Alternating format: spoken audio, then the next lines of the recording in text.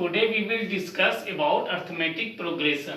Arithmetic progression. Arithmetic progression is defined as sequence of number in a fixed pattern or in a fixed sequence. For example, if we take 1, 3, 5, 7, 9 and so on.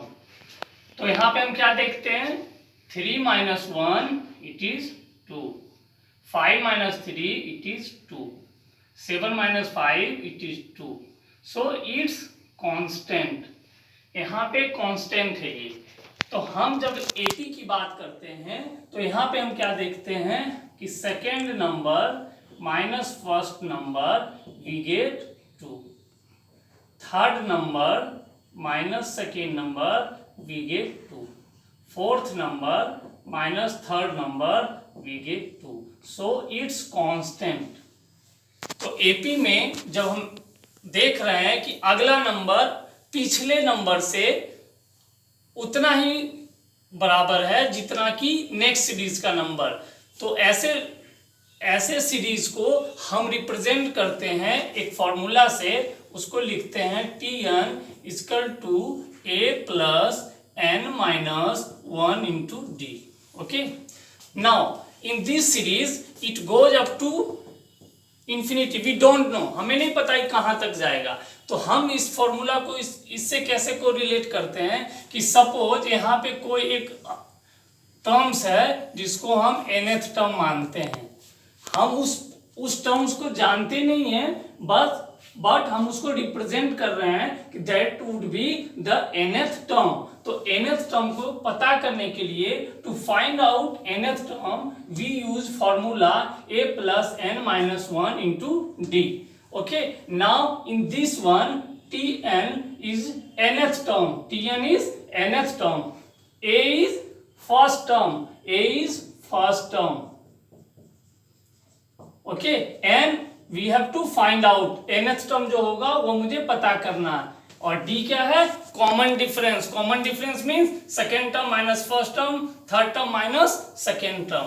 Okay, now अगर एक हमें question आता है type 1 question that 1, 3, 5, 7, 9 what would be the 23rd term. 23rd term क्या होगा इस series का? तो हम क्या करते हैं, सेम फॉर्मूला रखते हैं a plus n minus 1 into d. यहाँ पे फर्स्ट टर्म क्या है 1 प्लस कौन सा टर्म पता करना है 23rd टर्म, n की जगह 23 माइनस 1. कॉमन डिफरेंस कितना है 2 का, तो 2. तो 1 plus 44 that is equal to 45. तो हम इस सीरीज का जब 23rd टर्म पता करेंगे it will be equal to 45.